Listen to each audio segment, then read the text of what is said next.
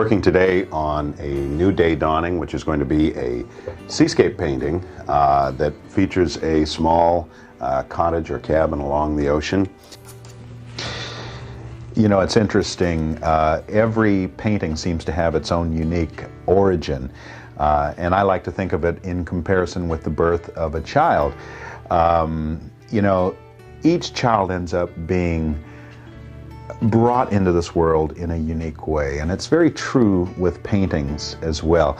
The conception phase of a painting often starts in the back of your mind. You're not quite sure how the pieces are going to fit together, and you're, as an artist, thinking about something maybe as simple as an emotion that ties to a place you've been, something maybe that is almost like a little glimpse of an emotion in the back of your mind. You're not quite sure what it ties to. In the case of the painting we're going to start today, I had a very distinct feeling in my head of the feeling of water and the feeling of being at a home that was near the water, near a lily pond of some sort. I just sort of had this idea in the back of my head, and it was the conception point. It just hung there in the back of my head for maybe 6 months or so. And as I've been working on this series about Spring Gate, an imaginary gate that celebrates the beauty of springtime, I connected that, gee, I want to do another painting in Springgate, and I want to include this idea of a house by the water. And so I kicked that around for a little while, as artists are like to do. And after a certain point, other pieces to the puzzle began to fit together. I began to see a roadway, and then I began to see a sense of brilliant radiance to the sky. And the final piece in the puzzle came this morning as I looked out the window from the studio and saw the sky just ablaze with this luminous light as the clouds had been clearing, and light was radiating from beneath, illuminating those little wispy touches of cloud. And it just dawned on me, I had a color scheme in mind, a pink undertone to the sky and to the clouds, and a radiant bluish gray, steel gray kind of color to the sky, the base of the sky. So the conception, if you will, in this process of giving birth to another painting can take various forms. I like to feel that God will put the pieces together any way He chooses, because I am quick to point out the ideas as well as the execution of the painting is so beyond me at times. I just stand and marvel as the painting unfolds. I have in mind a procedure I'm going to use on this painting. If you come up to me at one of our public appearances or one of our shows and ask me to describe my painting technique, the best thing I can do is to tell you that it really varies painting by painting, and that I often have no idea how it will all fit together and how it will end up. Each painting takes on its own characteristics of procedure. And sometimes I jump right in and sketch with charcoal. At some point I mix up big batches of paint and just start painting the whole composition right in, so it looks like a finished painting 2 hours after I've begun. And then at other times the Lord will almost give me a chess strategy, as though my painting were a chess game, and I can kind of see the plays 6 strokes ahead or 6 moves ahead that I'm going to be using. And I'm so thankful when He does that, because I can kind of plan ahead and know where I'm going with the painting. And that is what we have today. So when we see my procedure at work, know that it is not necessarily a typical procedure any more than any other of my techniques or procedures is typical. There is no typical procedure in a Thomas Kinkade painting. Each one has a life of its own, and that's the exciting part for me, the artist. So let's begin mixing our paint. As you look at the palette surface, you notice it's very smooth. The paper I use on the palette is polyethylene coated. It's just butcher paper, freezer paper that you could buy at any supermarket. But I put it on a roller so I can roll it through and mix areas within here and then be able to roll through fresh area. But the starting point is the white, and I'm just using a titanium white, commercially made, nothing unusual about it. And I'm laying the paint out in measurable lines, in this case about 3 lines worth of paint, and then I'll put the lid back on and prepare for mixing. As I am mixing here, we'll be taking some paint from the palette, in this case some of my blue. This is a ultramarine blue, a French ultramarine blue. And you notice when you mix the pigment with white, it gets a little bit hot in color. By that I mean it's, you know, it's pretty intense. It's not necessarily subtle. It hasn't been brought back down to a subtle state. So I'll mix a little bit of warm tone in to bring it down in chroma. The mixing procedure is done with palette knife, not with brush in this case, just because I want to mix a bunch up.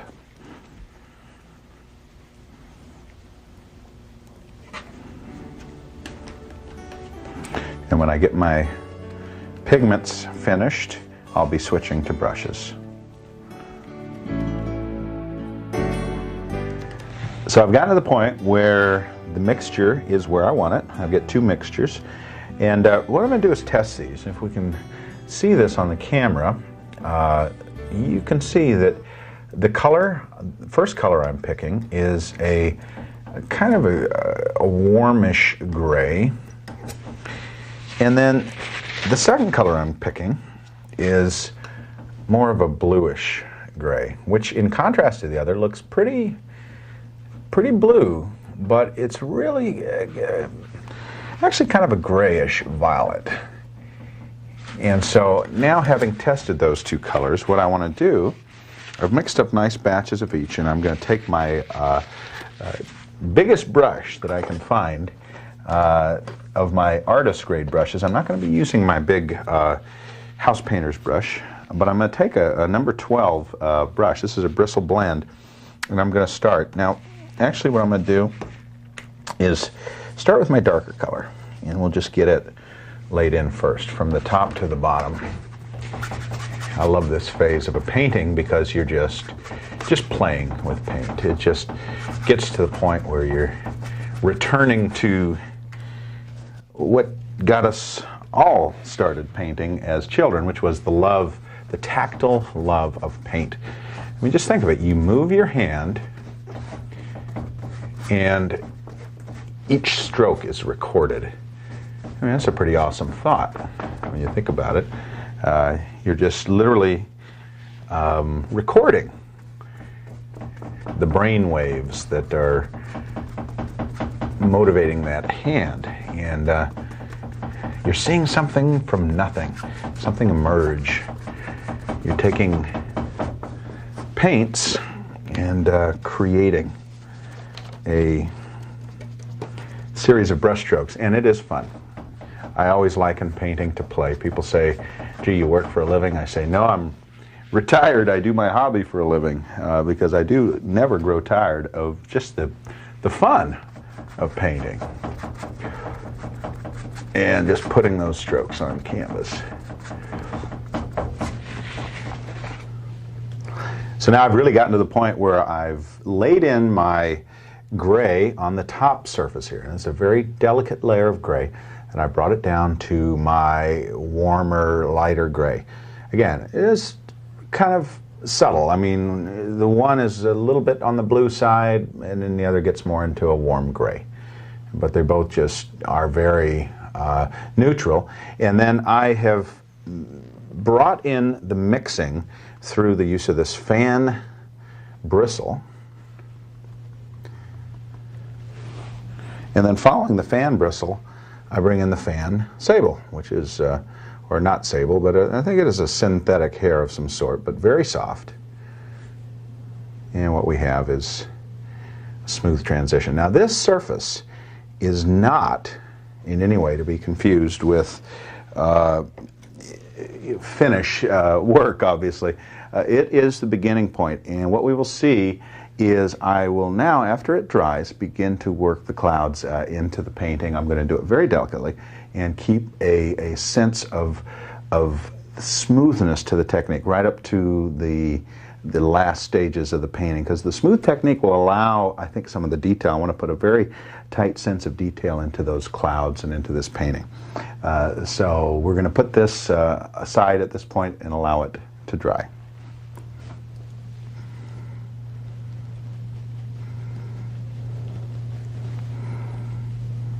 The procedures I've used up till this point have been very deliberate. I've calculated out the direction I wanted to go with the painting. And what I did is I took my panel and I coated it first with a light pink mixture that was mixed with some liquin, which is a alkyd-based thinner medium that will cause the paint to have a nice surface to it. When it dries, it seals very completely. Then I came back in and I put this blue-gray mixture, very delicate, blending very carefully using my fan blender so that when the mixture starts at the top, it graduates very, very slowly to the bottom. Now, today I'm going to start sketching the composition in, and I have done, as usual, my sketch, which in this case is just sort of an indication of where I want to go with the painting. I don't try to achieve a complete tonal representation of the composition. I just suggest some of the tones, but basically I want to get the placement of form set. Now I've gotten the basic lay-in at least sketched, which will allow me now to come in and finish the lay-in using other colors. I use that gray kind of tone throughout just to give myself a few ideas of where I want to go with this composition so I can kind of see the basics. Then I take a larger brush, again a bristle brush, and I'm going to go ahead and begin to define other areas, such as the sky. We want to start suggesting some of the sky, the moods of the sky.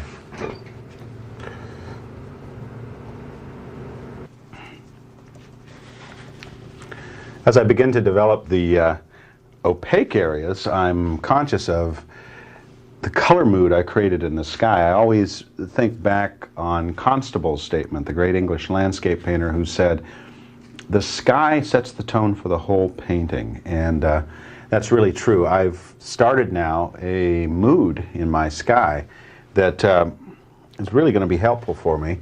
In fact, it's going to sort of set a coloristic statement for where I want to go. Now I'm going to be glazing down some of these yellowish amber tones and bringing more luminosity to it as I work, but initially I at least have a color statement that I'm going to be working into. I'll put the trees in and other areas and try to completely block in the entire paintings now so that we can have a finished look of the painting, and I can get an initial impact of how the painting is going to feel.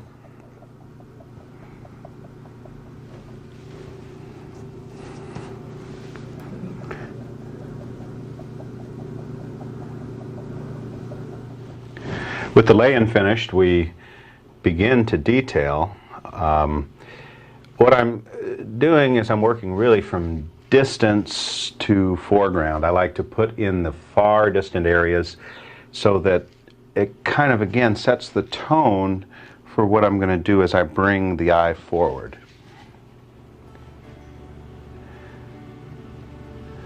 I'm painting a reflective ocean here. I've put the sky in, and I'm attempting to bring some of that light into the ocean.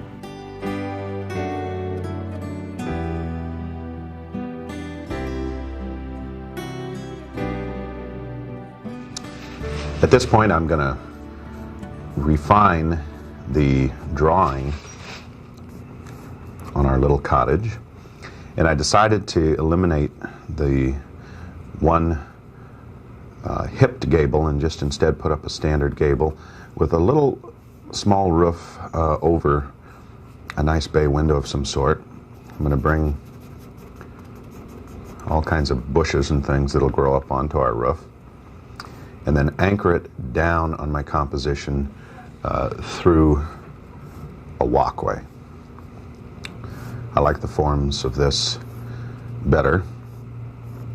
This is all freehand drawing using square charcoal. As I get down to the point where I'm putting the light in, I want to have those rays of light just radiating out from the sky. And of course, the centerpiece of our light is going to be the sun. And so we're going to put that on in our strongest, lightest light. And then what we do is we just sort of feather that light out a little bit.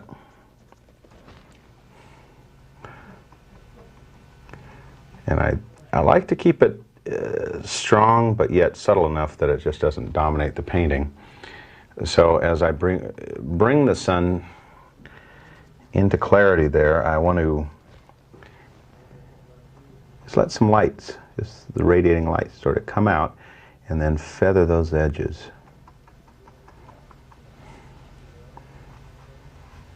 Kind of like God's radiance, His glory is just breaking through. I always see nature in terms of God's creative brilliance. I mean, the most we can hope to do as artists is try to take the beauty that God created and sort of reformulate that into something that sort of suggests the feelings we get when we stand in front of nature. And when I see the sun peering out from clouds and the radiance breaking through, I always think, there's God's glory. In fact, we have a little game we play with our kids where we'll say, kids, look, do you see God's light shining through? Do you see God's light? And they'll look over and, I see it, I see it, I see God, I see God's light. It's a wonderful thing to see the clouds parting and the light breaking through. This painting will have that allegorical sense to it of light pouring through. I mean, the title of the painting is A New Day Dawning, and I really want to capture something that is a point of contact for people everywhere who may be in a period in their life where they feel as though the clouds have sort of rolled over and covered up the light a little bit, and we'll let a new day begin to dawn through this painting, hopefully.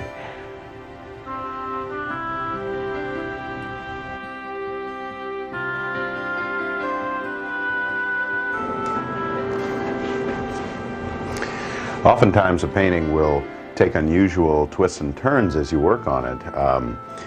And as I was working on A New Day Dawning, I began to feel as though I wanted to eliminate the road off here to the right of the composition and instead bring more of a subtle pathway. That way I could get a nice little fence coming along here that would kind of beckon you in to the world that we've created in this middle distance. It goes to show what I have felt for so long, which is that ideas seem to come out of nowhere. And for me, in my faith in God, I have felt that it's almost a way of God sort of reaching down and saying, no, do it this way. So that's what I'm going to do. And in this case, we're going to put some foliage to stage the pathway and bring our eye around. And then, of course, we're going to put a little lawn and other things over here. I always tell artists and students, never be afraid to follow a new idea. Don't be locked in stone as you start your painting. Let it evolve. It's a journey of discovery, especially for the artist.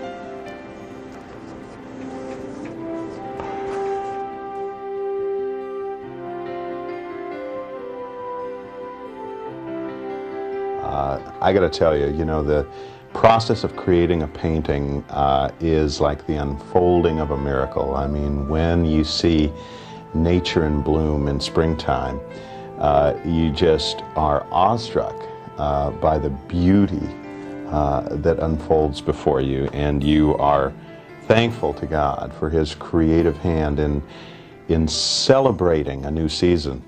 And I feel that way about each painting. As I put the final strokes on, it's almost as though it unfolds, like I'm getting to watch spring happen before my eyes. And, you just can't totally take credit for what you end up seeing on your canvas. You just have to know there's a God. I always tell people, if you have any doubt that God is real, just sit sometime in the studio of an artist and you'll know that God can really touch an artist and work through His hand.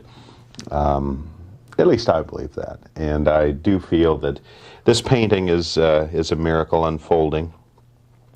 As I have been working, I have had one thought in mind: add the little touches that will bring the light out. I just keep hearing that phrase in my mind: more light, more light. And so I'm actually at this point doing raised, delicate strokes with a lot of raised detail to it. And it just comes down to the fact that, you're just, each stroke adds just a little bit of light.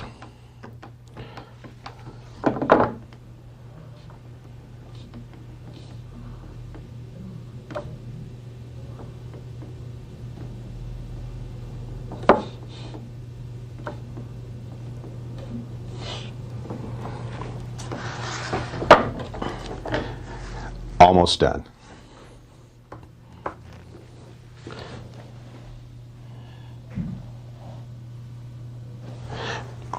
A few more strokes and we'll be there.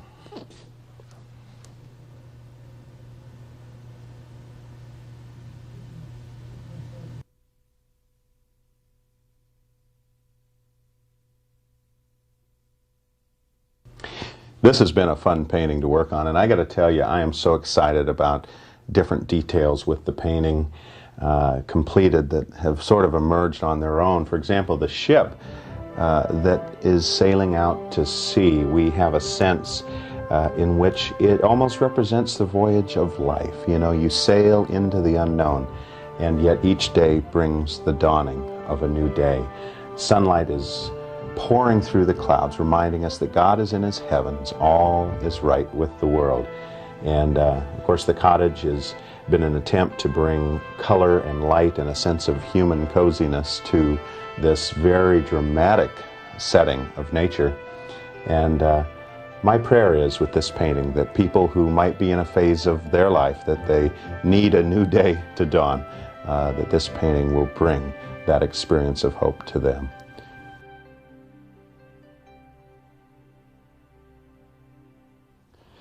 This is Thomas Kinkade again, thanking you for being with us and reminding you to share the light.